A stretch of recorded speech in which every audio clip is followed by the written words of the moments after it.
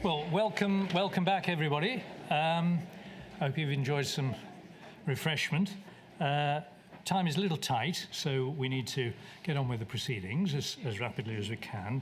And this session will take us up to lunch, and predominantly this session is about the surveys that I showed on the scheme during my talk.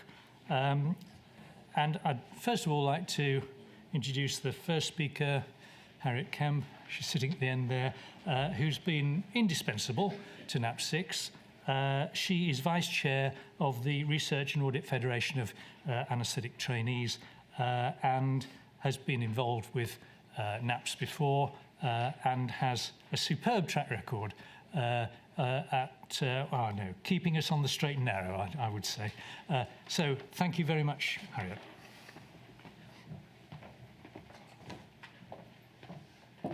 Good morning. In this section, I'm going to be presenting the results of one of the baseline surveys that examines anaesthetist perceptions of perioperative anaphylaxis. So the main aim of this part of the project was to look at baseline practice prior to the main annual data collection period. Local coordinators were given a web link to an online survey that they were asked to distribute to all anaesthetists within their department. The survey allowed anaesthetists to report how they had managed, referred, and reported cases of suspected perioperative anaphylaxis that they had encountered in the preceding 12 months. So it was a retrospective study. It also aimed to explore career prevalence and how much perioperative anaphylaxis anaesthetists had seen over their entire career. We also aimed to identify which agents were perceived as highest risk of causing anaphylaxis and explore in a little bit more detail why anaesthetists perceived them as high risk. So the baseline organisational survey identified that 14,795 anaesthetists in 356 hospital sites could potentially fill in this survey, and we got responses from just over 11,000 anaesthetists, giving us a response rate of 77%. These anaesthetists were based in 341 hospitals, giving us a site response rate of 96%. 1,734 cases of suspected perioperative anaphylaxis were reported by these respondents. These were cases where they reported that they were the primary anaesthetist involved in the care of that case. Of these, just under half were confirmed as perioperative anaphylaxis, and they stated that 2% of these cases had ended in a fatality. 87% of respondents said that they had immediate access to emergency guidelines for the treatment of anaphylaxis, and 37% said that in their department there was an anaphylaxis treatment pack available. Although 82% said they knew where to refer a case of perioperative anaphylaxis, only 68% said their department had a specific pre-designed pathway for this referral. 35% of respondents said that they knew who their departmental lead for anaphylaxis was. Overall, 91% of anaesthetists that reported a case of anaphylaxis said that that case had been referred for specialist allergy investigation.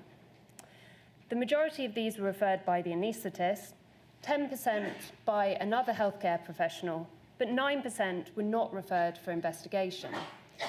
We asked anaesthetists why they had not referred these cases, and reasons included that the allergy was already known about, that the patient refused referral or that they were too frail to be referred, or that on high insight they thought maybe it wasn't actually anaphylaxis. Just under half were reported to a local critical incident reporting system, and importantly, only 14% said that they reported a case that they had experienced a perioperative anaphylaxis to the Medicines and Healthcare Products Regulatory Agency. So what were the causative agents? Well, unsurprisingly, neuromuscular blocking agents and antibiotics were the most frequently reported suspected cause of cases of suspected anaphylaxis in the preceding 12 months. Dyes and contrast media were thought to be responsible for around 7%, and chlorhexidine for around 4% of cases.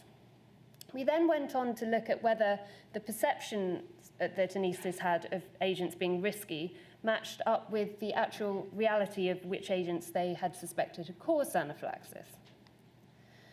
So on this graph, the dark blue bar represents the proportion of anaesthetists that perceived that agent as particularly high risk of causing anaphylaxis.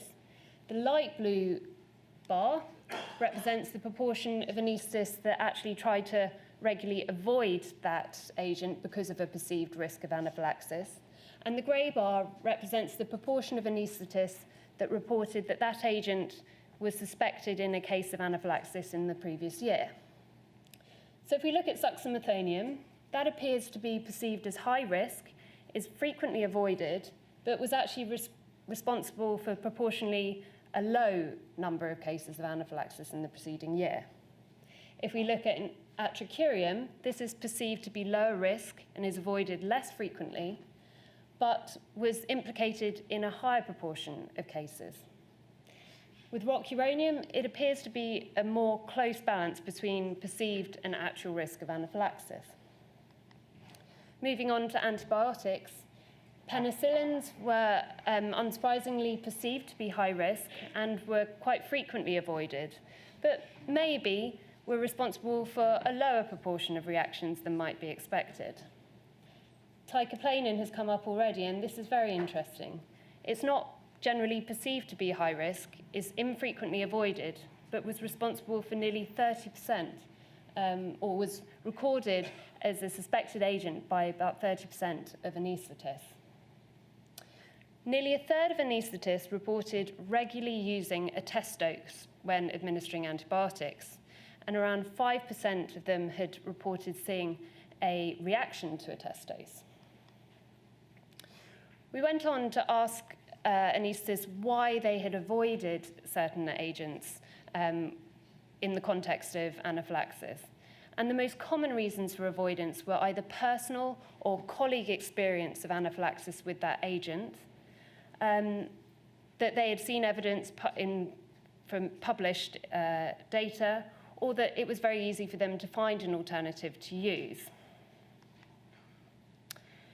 Nearly over 3/4 of anaesthetists had experienced a case of perioperative anaphylaxis in their career, and this was a median of 2 cases per respondent.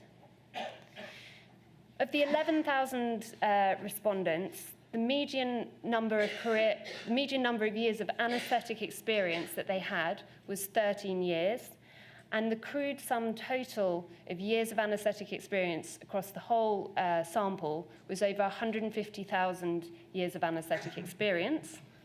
So using this data, we could calculate that an anaesthetist might expect to encounter a case of perioperative anaphylaxis every 7¼ years, and that they may come across a fatal case of perioperative anaphylaxis every 311 years.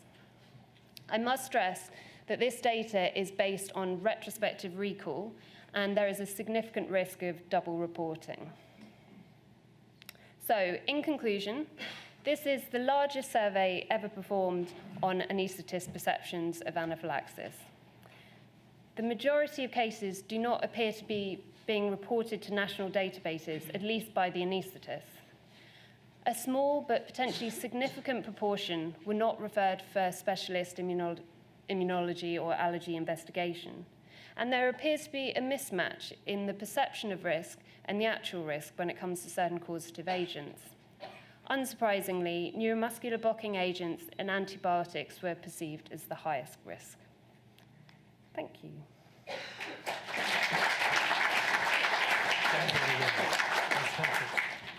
Thank you very much.